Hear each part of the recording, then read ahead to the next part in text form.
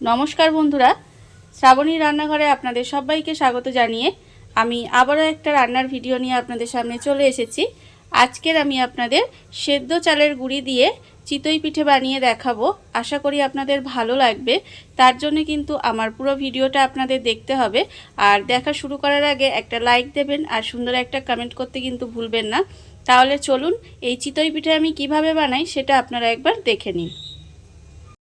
চিতই পিঠে বানানোর জন্য প্রথমে আমি এখানে দেখুন একটা বড় বাটি নিয়ে নিয়েছি।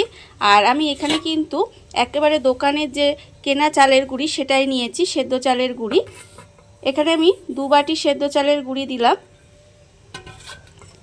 চালের গুঁড়ির মধ্যে এবারে আমি দেব নুন। এখানে আমি আন্দাজ মতো নুনটা দেব। নুনটা দিয়ে এবারে চালের গুঁড়িটার সঙ্গে নুনটা খুব ভালোভাবে প্রথমে মিশিয়ে নেব। চালের গুঁড়ির মধ্যে নুনটা আমি খুব ভালোভাবে মাখিয়ে নিয়েছি। এইবারে আমি এর মধ্যে দিয়ে দেব জল।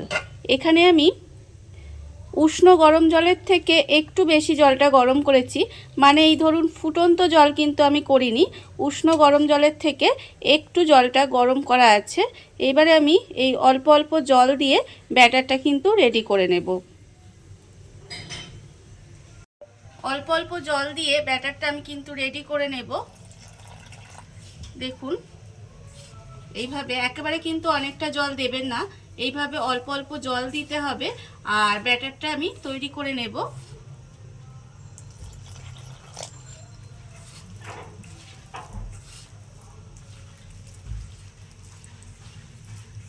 অল্প অল্প জল দিয়ে আমি এখানে ব্যাটারটা রেডি করে নিয়েছি।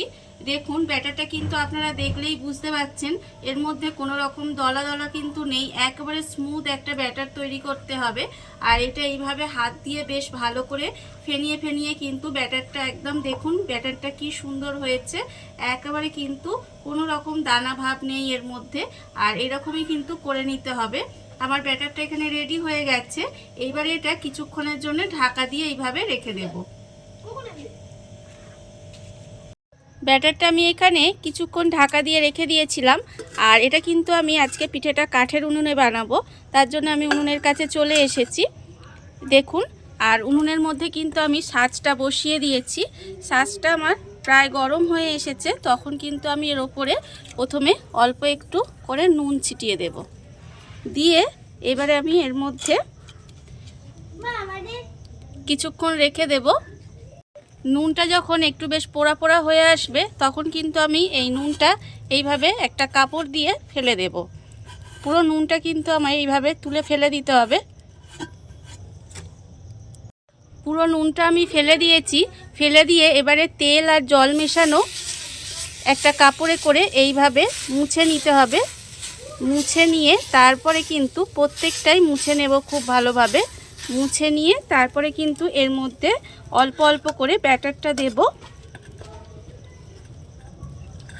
এইভাবে অল্প অল্প করে আমাকে ব্যাটারটা কিন্তু দিয়ে দিতে হবে।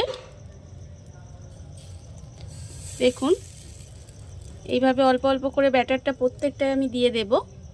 আর প্রত্যেকটা কিন্তু ভর্তি করব না, একটু খালি রেখেই কিন্তু এইভাবে একটু দিয়ে দিতে হবে। তাহলে যখন ফুলে উঠবে তখন কিন্তু এটা পুরো ভর্তি হয়ে যাবে। এইভাবে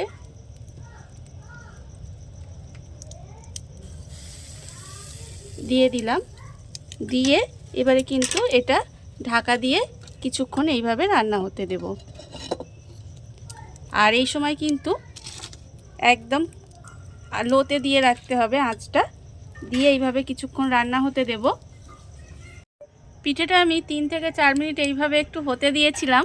এবারে আমি খুলে আপনাদের দেখাবো। দেখুন পিঠেটা ঠিক কীরকম হয়েছে।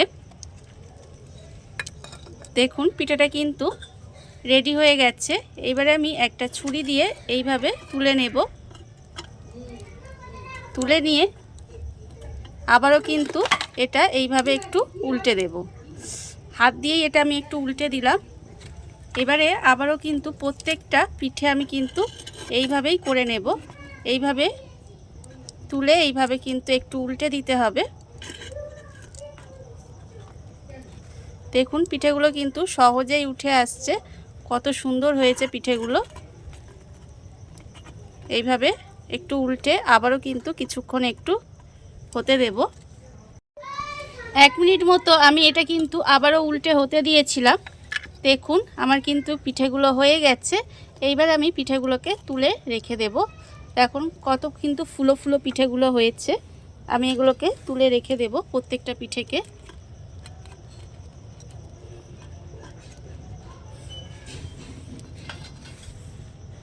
পিঠেগুলো আমি সব তুলে নিয়েছি।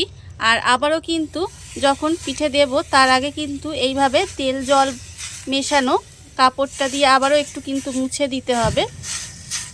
মুছে দিয়ে তারপরে কিন্তু আমি আবারও এর মধ্যে এইভাবে অল্প অল্প ব্যাটার দিয়ে দেব। আর ঠিক এই একইভাবে কিন্তু পিঠেগুলো আমার সমস্ত বানিয়ে নিতে হবে। সমস্ত পিঠেগুলো কিন্তু আমি এইভাবেই বানিয়ে নেব।